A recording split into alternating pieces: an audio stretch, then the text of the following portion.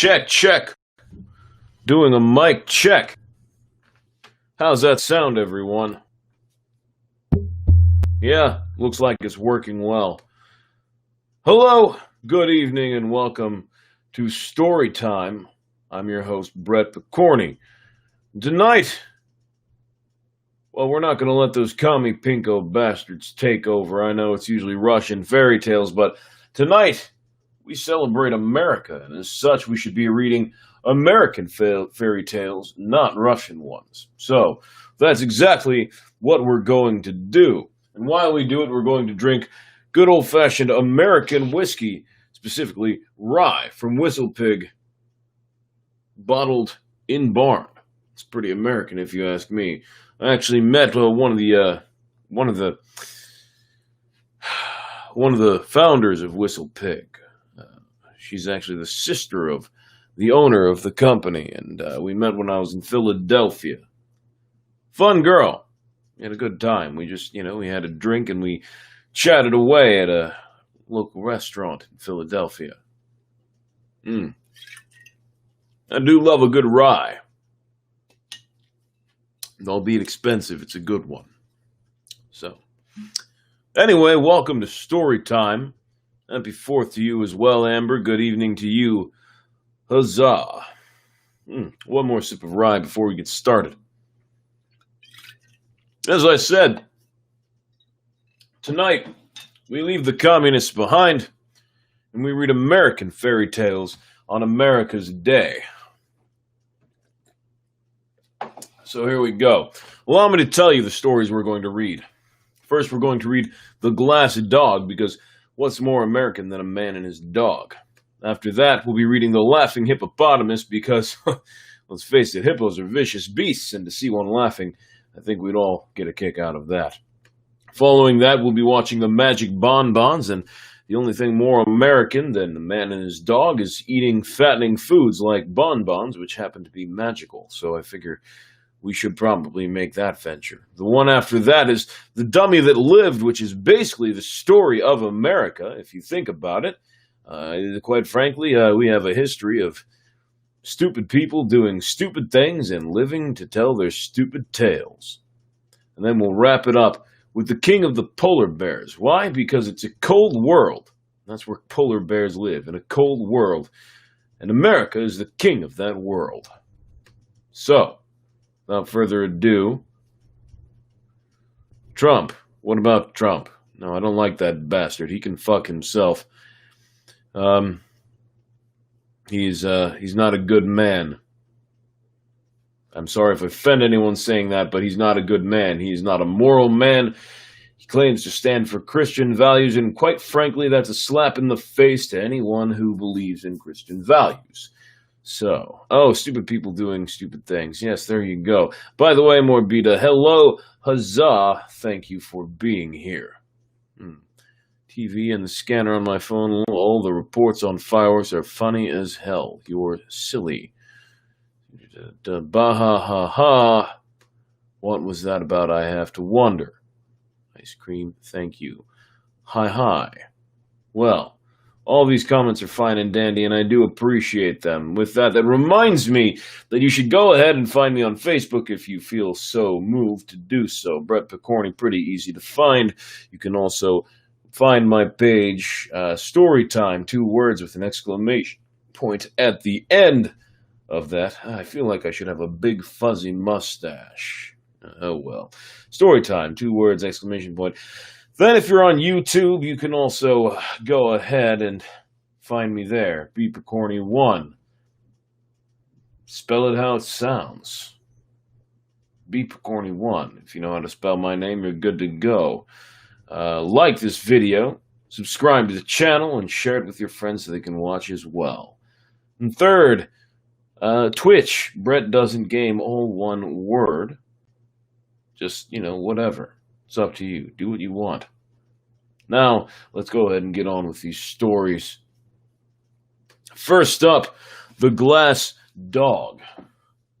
An accomplished wizard once lived on the top floor of a tenement house and passed his time in thoughtful study and studious thought.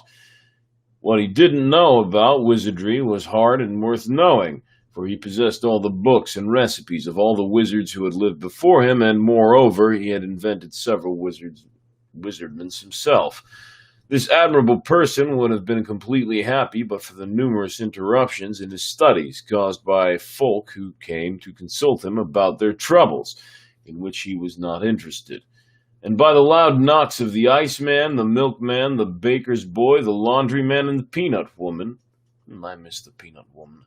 He never dealt with any of these people, but they rapped at his door every day to see him about this or that, or to try to sell him their wares.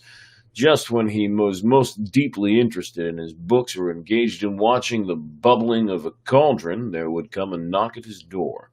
And after sending the intruder away, he always found he had lost his train of thought or ruined his compound. At length, these interruptions aroused his anger, and he decided he must have a dog to keep people away from his door. It's a good decision. He's a good man for realizing that.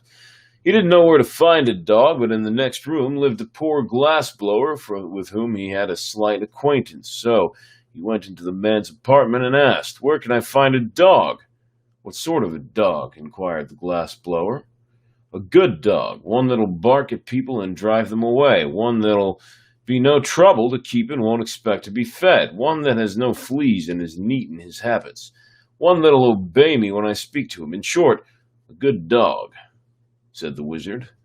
"Such a dog is hard to find," returned the glassblower, who was busy making a blue glass flower pot with a pink glass rosebud in it, having green glass leaves and yellow glass roses. The wizard watched him thoughtfully. "Why cannot you blow me a dog of glass?" he asked presently. "I can," declared the glassblower, "but it would not bark at people, you know." "Oh, I'll fix that easy enough," replied the other. If I could not make a glass dog bark, I would be a mighty poor wizard. That you would." "Very well. If you can use a glass dog, I'll be pleased to blow one for you, only you must pay for my work." "Certainly," agreed the wizard, "but I have none of that horrid stuff you call money." "Good man. You must take some of my wares in exchange."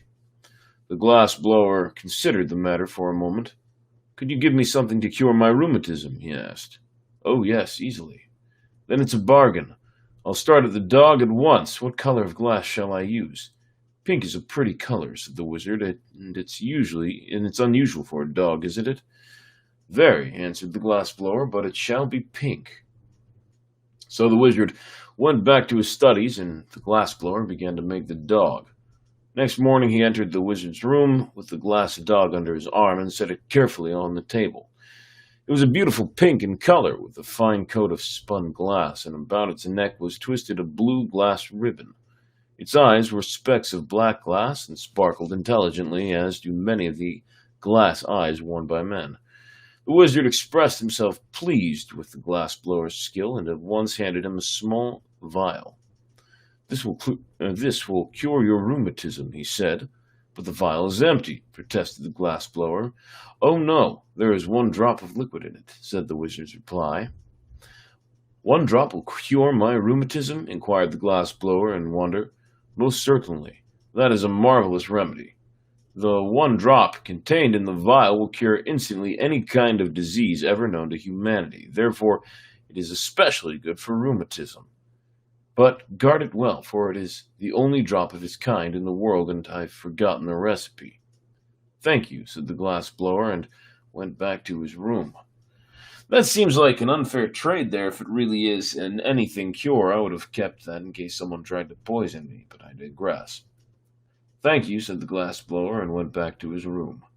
Then the wizard cast a wizzy spell and mumbled several very learned words in the wizardese language over the glass dog, whereupon the little animal first wagged its tail from side to side, then winked his left eye knowingly, and at last began barking in a most frightful manner. That is, when you stop to consider the noise that came from a pink glass dog. There is something almost astonishing in the magic arts of wizards, unless, of course, you know how to do the things yourself when you are not expected to be surprised at them. The wizard was as delighted as a schoolteacher at the success of his spell, although he was not astonished.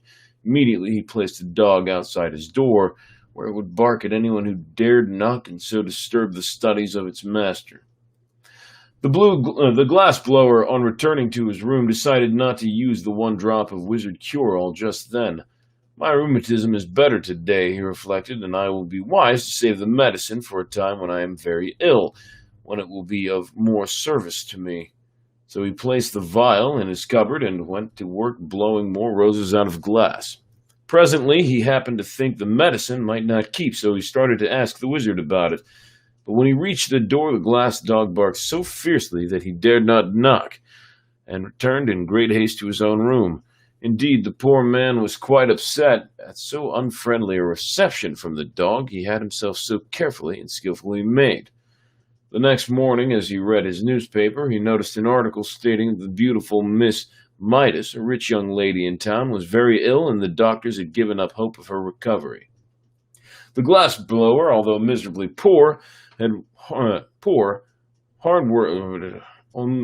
hard-working and homely of feature, was a man of ideas. He suddenly recollected his precious medicine, and determined to use it to better advantage than relieving his own ills. He dressed himself in his best clothes, brushed his hair and combed his whiskers, washed his hands and tied his necktie, blackened his hose and sponged his vest, and then put the vial of magic cure-all in his pocket. Next he locked his door, went downstairs, and walked through the streets to the grand mansion where the wealthy Miss Midas resided. The butler opened the door and said, "No soap, no chromos, no vegetables, no hair oil, no books, no baking powder. My young lady is dying and was well supplied for the funeral." The glass blower was grieved at being taken for a peddler. "My friend," he began proudly, but the butler interrupted him, saying, "No tombstones either. There's a family graveyard and the monument's built." "The graveyard won't be needed if you will permit me to speak," said the glass blower. "No doctors, sir. They've given up my young lady, and she's given up the doctors," continued the butler calmly. "I'm no doctor," returned the glass blower. "Nor are the others. But what is your errand?" "I called to cure your young lady by means of a magical compound." "Step in, please, and take a seat in the hall. I'll speak to the housekeeper," said the butler more politely. So he spoke to the housekeeper, and the housekeeper mentioned the matter to the steward, and the steward consulted the chef, and the chef kissed the lady's maid and sent her to see the stranger. Thus are the very wealthy hedged around the ceremony, even when dying. When the lady's maid heard from the glass blower that he had a medicine which could cure her mistress, she said, "I'm glad you came. But," he said, "if I restore your mistress to health, she must marry me." "I'll make inquiries and see if she's willing," answered the maid, and went at once to consult Miss Midas. The young lady did not hesitate an instant. "I'd marry any old thing rather than die," she cried. "Bring him here at once." So the glass blower came, poured the magic drop into a little water, gave it to the patient, and the next minute Miss Midas was as well as she had ever been in her life. "Dear me," she exclaimed, "I've an engagement at the Fritter's reception tonight. Bring my pearl-colored silk, Marie, and I will begin my toilet at once. Don't forget to cancel the order for the funeral flowers in your mourning gown."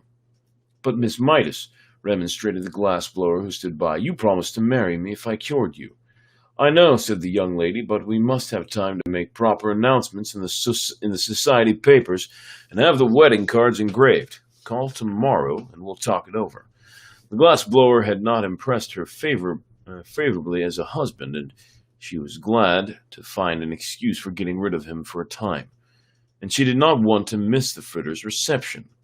Yet the man went home filled with joy, for he thought his stratagem had succeeded, and he was about to marry a rich wife who would keep him in luxury forever afterward. The first thing he did on reaching his room was to smash his glass-blowing tools and throw them out of the window. He then sat down to figure out ways of spending his wife's money. What a bastard. The following day he called upon Miss Midas, who was reading a novel and eating chocolate creams as happily as if she had never been ill in her life. "Where did you get the magic compound that cured me?" she asked. "From a learned wizard," he said, and then, thinking it would interest her, he told her how he had made the glass dog for the wizard and how it barked and kept everybody from bothering him. "How delightful," she said. "I've always wanted a glass dog that would bark." "But there is only one in the world," he answered, "and it belongs to the wizard." "You must buy it for me," said the lady. "The wizard cares nothing for money," replied the glass blower. "Then you must steal it for me," she retorted. "I can never live happily another day unless I have a glass dog that can bark." The glass blower was much distressed at this, but said he would see what he could do. For a man should always try to please his wife, and Miss Midas had promised to marry him within a week. On his way home he purchased a heavy sack, and when he passed the wizard's door and the pink glass dog ran out to bark at him, he threw the sack over the dog, tied the opening with a piece of twine, and carried him away to his room. The next day he sent the sack by a messenger boy to Miss Midas with his compliments, and later in the afternoon he called upon her in person, feeling quite sure he would be received with gratitude for stealing the dog she so greatly desired. But when he came to the door and the butler opened it, what was his amazement to see the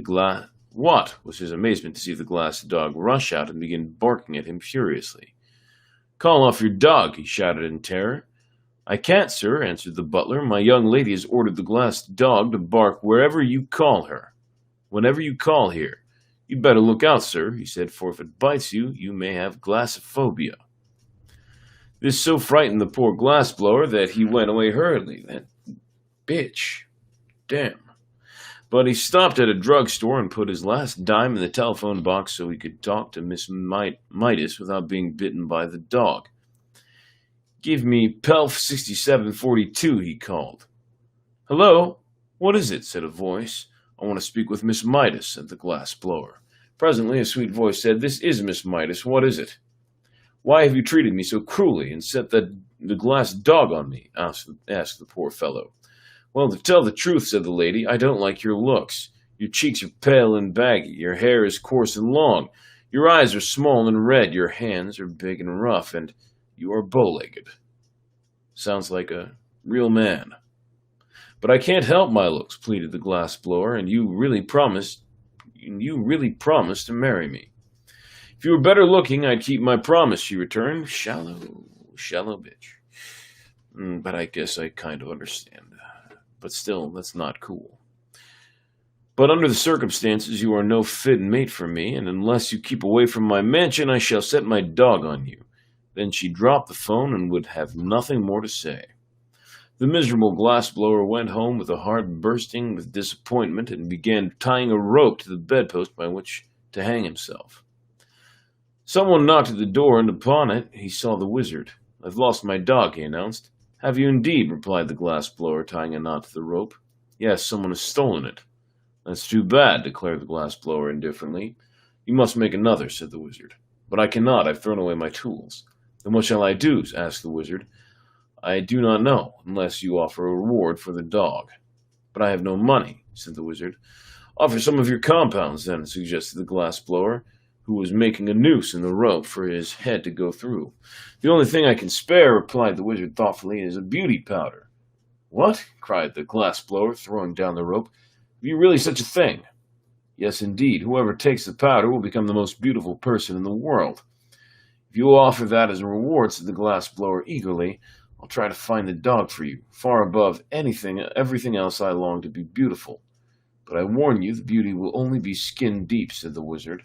"That's all right," replied the happy glass blower. "When I lose my skin, I shan't care to remain beautiful." "Then tell me where to find my dog, and you shall have the powder," promised the wizard. So the glass blower went out and pretended to search, and by he returned and said, "I've discovered the dog. You will find him in the mansion of Miss Midas." The wizard went at once to see if this were true, and sure enough, the glass dog ran out and began barking at him.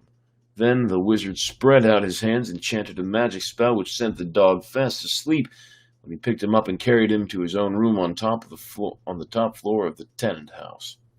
Afterward, he carried the beauty powder to the glass blower as a reward, and the fellow immediately swallowed it and became the most beautiful man in the world. The next time he called upon Miss Midas, there was no dog to bark at him, and when the young lady saw him, she fell in love with his beauty at once. "If only you were a count or a prince," she sighed, "I'd willingly marry you." "But I am a prince," he answered, "the prince of dog blowers." "Ah," she said, "then if you are willing to accept an allowance of $4 a week, I'll order the wedding cards engraved." The man hesitated, but when he thought of the rope hanging from his bedpost, he consented to the terms. So they were married, and the bride was very jealous of her husband's beauty and led him a dog's life. So he managed to get into debt and make her miserable in turn. As for the glass dog, the wizard set him barking again by means of his wizardness and put him outside his door. I suppose he is there yet, and am rather sorry, for I should like to consult the wizard about the moral to this story. Like I said, nothing more American than a story about a man and his dog. And hello, Mom, I see you joined in. Huzzah, good to see you. Prince of Dog Blowers. Yes, that sounds really bad, doesn't it, in hindsight? Man and his dog, eh? I think I'll just read one more for tonight. Then we'll continue with our American fairy tales tomorrow. Yes, one more for tonight. We're going to read The Laughing Hippopotamus. But first, more rye whiskey. And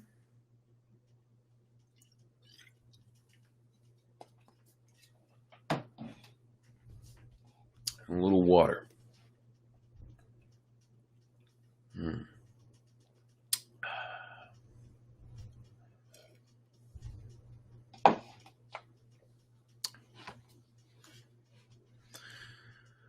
So I started writing another song tonight. Just pretty happy about it so far.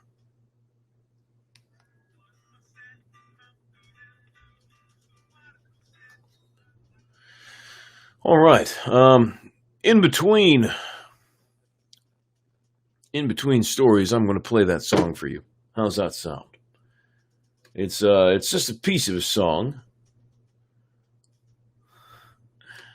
Just a piece of a song, but that's okay.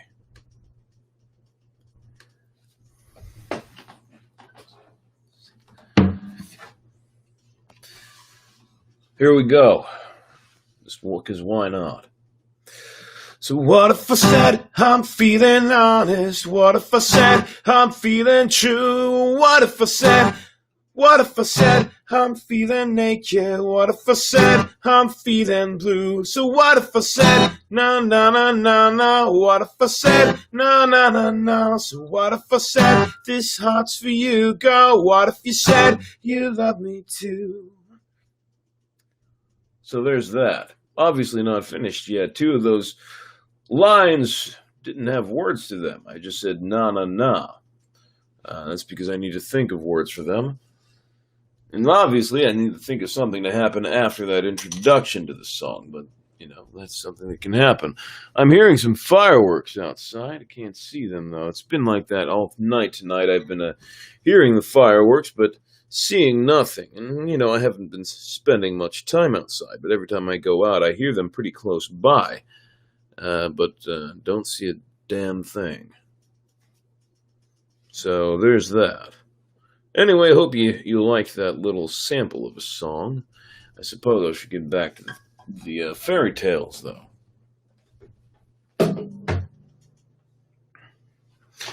Maybe one of these days I'll read some nursery rhymes. But first, let's read about this laughing hippopotamus. On one of the upper branches of the Congo River lived an ancient and aristocratic family of hippopotamuses, which boasted a pedigree dating back beyond the days of Noah, beyond the existence of mankind, far into the dim ages when the world was new. That's quite a long time if you think about it. Quite a long time indeed. They had always lived upon the banks of this same river, so that every curve and sweep of its waters, every pit and shallow of its bed, every rock and stump and wallow upon its bank was as familiar to them as their own mothers. And they are living there yet, I suppose. Now, not long ago, the queen of this tribe of hippopotamuses had a child which she named Kio, because it was so fat and round. Still, that you may not be misled, I will say that in the hippopotamus language, Kio, properly translated, means fat and lazy instead of fat and round. However, no one called the queen's attention to this error because her tusks were monstrously large and sharp, and she thought Kio was the sweetest baby in the world. He was indeed, all right for hippopotamus. He rolled and played in the soft mud of the riverbank and waddled inland to nibble the leaves of the wild cabbage that grew there, and was very happy and contented from morning till night. And he was the jolliest hippopotamus that ancient family had ever known. His little red eyes were forever twinkling with fun, and he laughed his merry laugh on all occasions, whether there was anything to laugh at or not. Therefore Therefore the people who dwelt in that region called him Ippy, the Jolly One, although they dared not come anigh him on account of his fierce mother and his equally fierce uncles and aunts and cousins who lived in a vast colony upon the river bank. And while these people, who lived in little villages scattered among the trees, dared not openly attack the royal family of hippopotamuses, they were amazingly fond of eating hippopotamus meat whenever they could get it. Now I must try hippopotamus meat. One day. This was no secret to the hippopotamuses, and again, when the people managed to catch these animals alive, they had a trick of riding them through the jungles as if they were horses, thus reducing them to a condition of slavery. Therefore, having these things in mind, whenever the tribe of hippopotamuses smelled the oily odor of people, they were accustomed to charge upon them furiously, and if by chance they overtook one of the enemy, they would rip them apart with their sharp tusks or stamp them into the earth with their huge feet. It was continual warfare between the hippopotamuses and the people. Gooey lived in one of the little villages of the people. He was the son of the chief's brother and grandson of the village sorcerer, the latter being an aged man known as the Boneless Wonder because he could twist himself into as many coils as a serpent and had no bones to hinder his bending his flesh into any position. This made him walk in a wobbly fashion, but the people had great respect for him. Gooey's hut was made of branches and leaves, branches of trees stuck together with mud, and his clothing consisted of a grass mat tied around his middle. But his relationship to the chief and the sorcerer gave him a certain dignity, and he was much addicted to solitary thought. Perhaps it was natural that these thoughts frequently turned upon his enemies, the hippopotamuses, and that he should consider many ways of capturing them. Finally, he returned his plans and set about digging a great pit in the ground, midway between two sharp curves of the river. When the pit was finished, he covered it over with small branches of trees, and strewed earth upon them, smoothing the surface so artfully that no one would suspect there was a big hole underneath. Then Gooey laughed softly to himself and went to supper. That evening the queen said to Keo, who was growing to be a fine young child for his age, "I wish you'd run across the bend and ask your Uncle Nicky to come here. I have found a strange plant and want him to tell me if it's good to eat." The Jolly One laughed heartily as he started upon his errand, for he felt as important as a boy does when he is sent for the first time to the corner grocery to buy a yeast cake. Was the way he laughed, kind of like Popeye. And if you think that a hippopotamus does not laugh this way, you have but to listen to one, and you will find I am right. He crawled out of the mud where he was wallowing and tramped away through the bushes. And the last his mother heard as she lay half in and half out of the water was his musical guck dying away in the distance. Keo was in such a happy, good mood that he scarcely noticed where he stepped. Bad news bears, or should I say, bad news hippos. So, he was much surprised when in the middle of a laugh, the ground gave way beneath him, and he fell to the bottom of Gooey's deep pit. He was not badly hurt, but he had bumped his nose severely as he went down, so he stopped laughing and began to think how he could get out. But then he found the walls were higher than his head, and that he was a prisoner. So he laughed a little at his own misfortune, and the laughter soothed him to sleep, so that he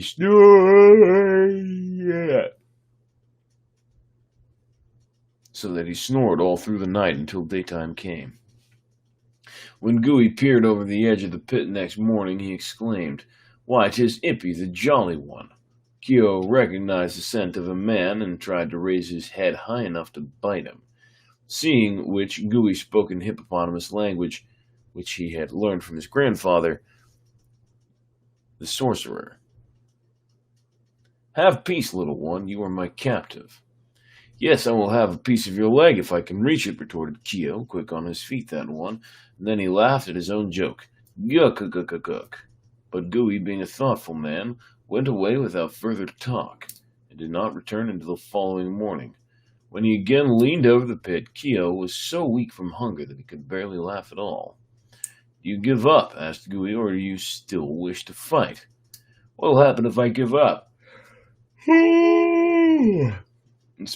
inquired Kyo. The man scratched his woolly head in perplexity. "It's hard to say, Ippy. You are too young to work, and if I kill you for food, I shall lose your tusks, which are not yet grown. Why, oh jolly one, did you fall into my hole? I wanted to catch your mother or one of your uncles." Guk, laughed Kyo.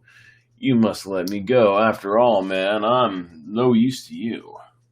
"That will not do," declared Gooey, "unless," he added after an afterthought, "you will make a bargain with me." "Let me hear about the bargain, mister, for I am hungry," said Kyo. "I will let you go if you swear by the tusks of your grandfather that you will return to me in a year and a day and become my prisoner again." The youthful hippopotamus paused to think, for he knew it was a solemn thing to swear by the tusks of his grandfather, but he was exceedingly hungry, and a year and a day seemed a long time off, so he said, with another careless laugh, "Very well. If you will now let me go, I swear by the tusks of my grandfather to return to you in a year and a day and become your prisoner." Gooey was much pleased, for he knew that in a year and a day Kyo would be almost full grown. So he began digging away one end of the pit and filling it up with the earth until he had made an incline with which would allow the hippopotamus to climb out. Kyo was so pleased when he found himself upon the surface of the earth again that he indulged in a merry fit of laughter, after which he said, "Goodbye, Gooey. In a year and a day you'll see me again." Then he waddled away toward the river to see his mother and get breakfast, and Gooey returned to his village. During the months that followed, as the man lay in his hut or hunted in the forest, he heard at times the faraway guk of the laughing hippopotamus, but he only smiled to himself and thought, "A year and a day will soon pass away." Now, when Kyo returned to his mother, safe and well, every member of his tribe was filled with joy, for the Jolly One was a general favorite.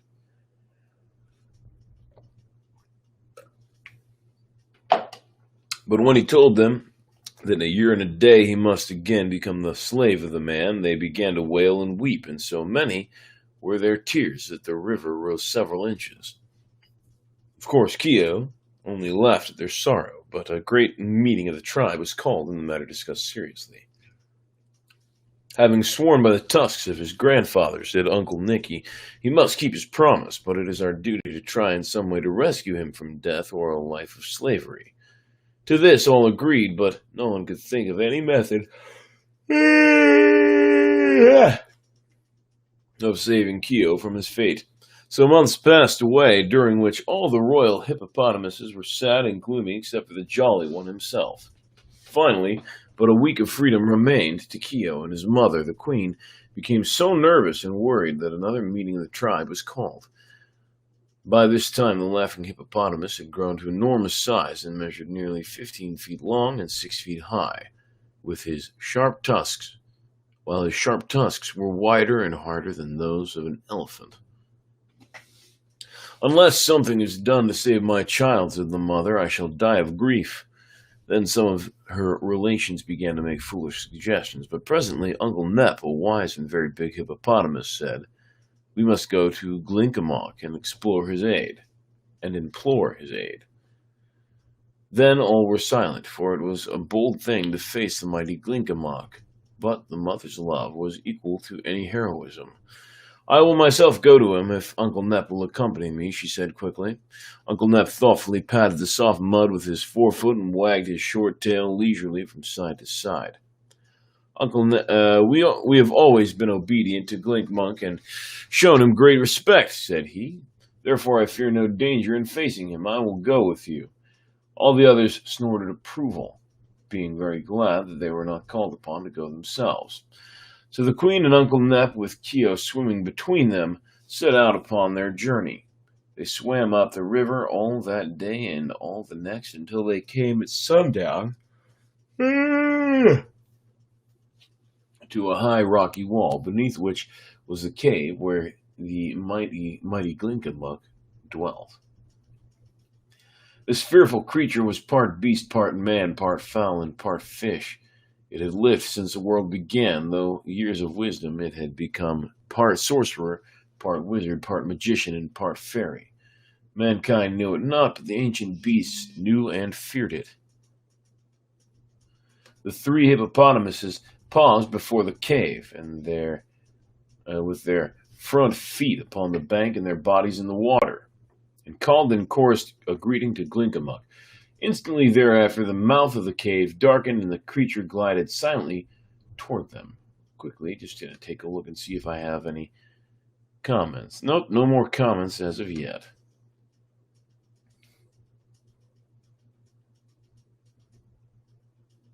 All right. We come, O Glinkmunk. The hippopotamuses were afraid to look upon it and bowed their heads between their legs. We come, O Glinkmunk, to implore your mercy and friendly assistance, began Uncle Nep, and then he told the story of Keo's capture and how he had promised to return to the man. He must keep his promise, said the creature in a voice that sounded like a sigh. The mother hippopotamus groaned aloud. But I will prepare him to overcome the man and to regain his liberty, continued Glinkmunk. Keo laughed. Lift your right paw, commanded Glinkmunk. Keo obeyed, and the creature touched it with his long, hairy tongue. That's gross. Then it held four skinny hands over Keo's bowed head and mumbled some words in a language unknown to man or beast or fowl or fish. After this it spoke again in hippopotamese. Your skin has now become so tough that no man can hurt you. Your strength is greater than that of 10 elephants. Your foot is so swift that you can distance the wind. Your wit is sharper than the bullhorn. Let the man fear, but drive fear from your own breast forever, for of all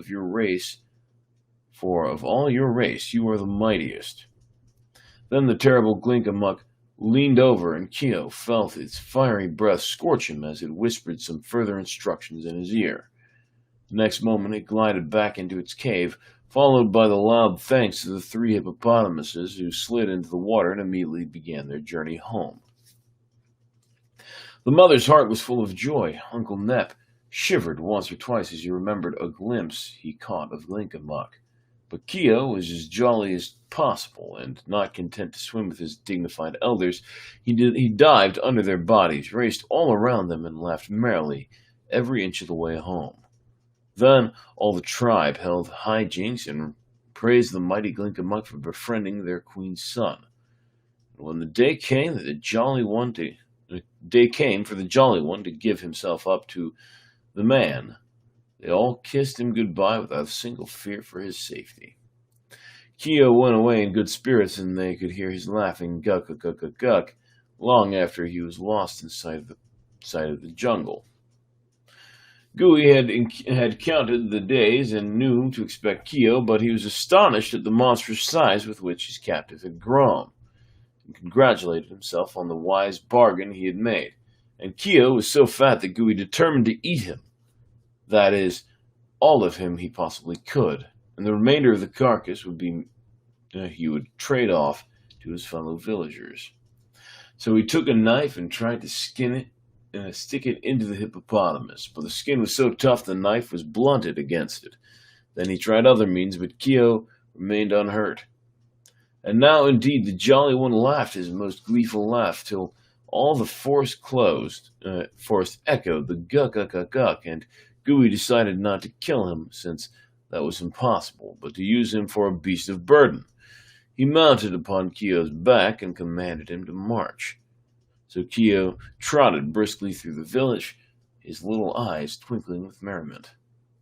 The other people were delighted with Gooey's captive and begged permission to ride upon the Jolly One's back, so Gooey bargained with them for bracelets and shell necklaces and little gold ornaments, until he had acquired quite a heap of trinkets. Then a dozen men climbed onto Keogh's back to enjoy a ride. The one nearest his nose cried out, "Run, Mud Dog, run!" And Keogh ran. Swift as the wind, he strode away from the village, through the forest and straight up the river bank. The men howled with fear. The Jolly One roared with laughter, and on and on and on they rushed. What a time!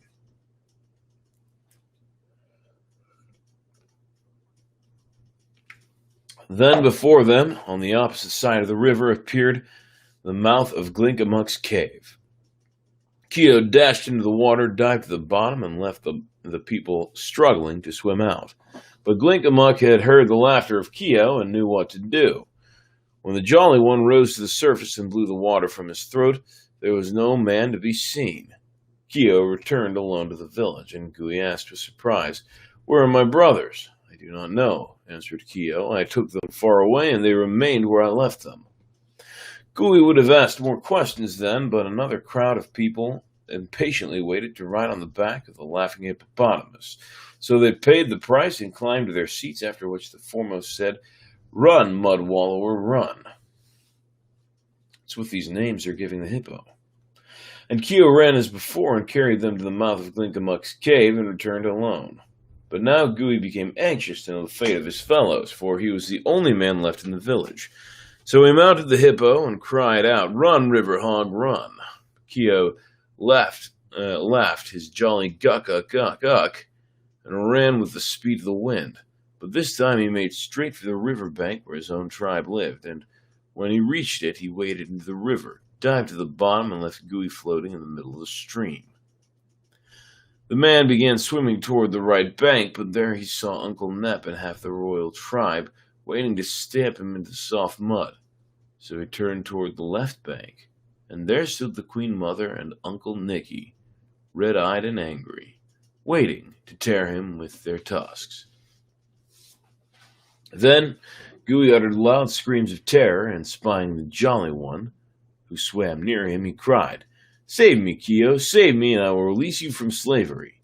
"That is not enough," laughed Keogh.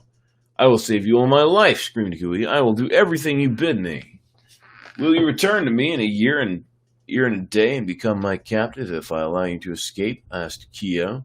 I will, cried Gooey. "Swear it by the bones of your grandfather," commanded Keogh, remembering that men have no tusks to swear by. And Gooey swore it by the bones of his grandfather. Then Keogh swam to the man who clambered upon his back again. In this fashion they came to the bank, where Keogh told his mother and all the tribe of the bargain he had made with Gooey, who was to return in a year and a day and become his slave. Thereafter, the man was permitted to depart in peace, and once more the Jolly One lived with his own people and was happy. When a year and a day passed, Keogh began watching for the return of Gooey, but he did not come, then or ever afterward. For the man, he had made a bundle of his bracelets and shell necklaces and little gold ornaments, and had traveled many miles into another country, where the ancient and royal tribe of hippopotamuses was unknown. And he set up for a great chief because of his riches, and people bowed down before him. By day he was proud and swaggering, but at night he tumbled and tossed upon his bed and could not sleep. His conscience troubled him. For he had sworn by the bones of his grandfather, and his grandfather had no bones. Oh yeah, I forgot about that part. That was an interesting story. Interesting indeed. To answer your question on where did I find it, I found it by searching American fairy tales online, and I ended up getting a book called American Fairy Tales by L. Frank Baum, also the author of Father Goose, his book The Wonderful Wizard of Oz, etc. So, I'm now tired, as I'm sure you can tell, and I think I'm going to say good bed. Good bed. I think I'm going to say good night and go to bed. So, don't forget Brett Picorni on Facebook. Shouldn't be that hard to find. Storytime is 2 words with an exclamation point at the end. On YouTube, it's bpicorni1. Like, subscribe, share. Make sure you comment like those of you who already have done. And good night to you as well. Thank you. And Twitch, Brett Doesn't Game, all one word, 2 T's in Brett. Anyway, everyone, good night. I bid you adieu. And I hope you do well and that you've been safe today, had a good time today, and that tomorrow proves a fruitful day that's full of love and peace and calm and all that good stuff. Anyway, good night, guys. Until then.